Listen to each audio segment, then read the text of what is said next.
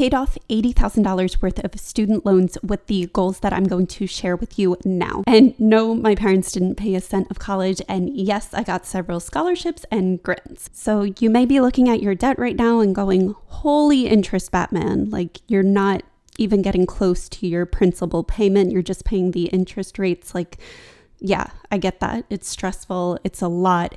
And frankly, it stinks. James Clear states in his rule Atomic Habits, the 1% rule, if you can get 1% better each day for 1 year, you'll end up 37 times better by the time you're done. So essentially, these very small steps that you take to repay your debt and put in a little bit additional money, even if it's $5, ends up to be a huge outcome. Breathe a little bit, relax, and just know that these small incremental things really do add up, especially in finance when we talk about compound interest. So let's get into that. With the 10 goals that we wrote down, or the goal that you have in mind, we're going to get a little bit more specific and go through the 4 goals for debt. Goal number 1, pay $100 extra towards your highest interest rate credit card by the end of the year.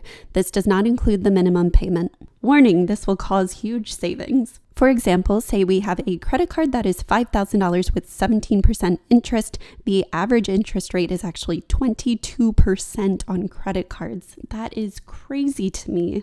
That's absolutely crazy. Talk about kicking someone when they're down. If we pay off the minimum at, let's say, $100, we will pay $3,779.18 in interest alone. Enough for a yoga certification. Sheesh. If we add only an additional $8 to each payment, which equates $100 for the year, the total interest goes down to $3,197.72, meaning we will save $600. Goal number 2, renegotiate one bill by the end of the year. Most companies want to keep you around. They get a little bit lonely. You hold so much power when it comes to cable, electricity, internet. Schedule a time to call about getting a lower monthly payment, or shop around to find lower rates from competitors.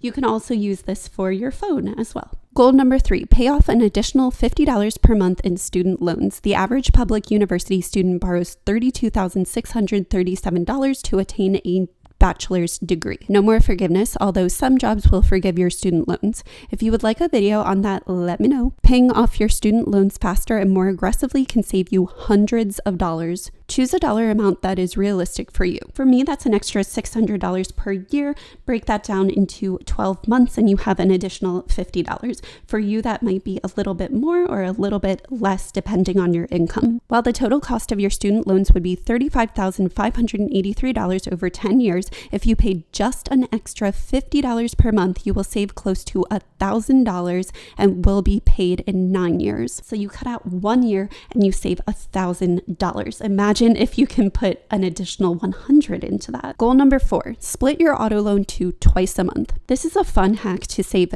big bucks because actually your auto loan is compounding daily. By paying early, you can cut down on the principal faster. Watch out for prepayment penalties and make sure the payment is applied to the principal. Check your monthly statements to make sure it is applied correctly. Look into refinancing your car as well. Being able to practice this exercise of setting goals for your debt not only puts you in control of your money, but it gives you a little bit of hope and a bigger peace of mind, no matter how crazy that debt number is. So should you have a debt goal or an investment goal? Should you pay off your debt first or your investment first? Fidelity actually has the 6% rule, which means that if your credit card or whatever debt you have, whether it's student loans or credit cards, auto loans, mortgage, whatever it is, if the interest rate is 6% or lower, you can focus on investing. If it's 6% or higher, you need to focus on the debt. If it's 6%, then maybe flip a coin. But that's just a rule of thumb because then your investments are growing at a higher interest rate than your debt if it is 6% or lower. If it is 6% or higher, then you want to pay off that high interest rate because if you're just investing, then you're essentially losing money if you're not making that 6% per year. But I mean, everybody who is a financial guru is making more than 6%, so... And you don't have to look at this from a statistic point of view. You can also look at this from a human point of view using your emotional perspective as well. What I mean by that is if you're more of a balanced person and you want to tackle your debt and invest, by all means do so. If you want to do that, it's completely up to you. Personal finance is personal, so I can tell you what studies have shown and what's better mathematically, but if it's not better for you as a person, we are people, as a person, and emotionally, and you feel better, say you only have a little bit of credit cards left, or you only have a little bit of debt left, and you want to start investing to create those healthy habits, go ahead and do that.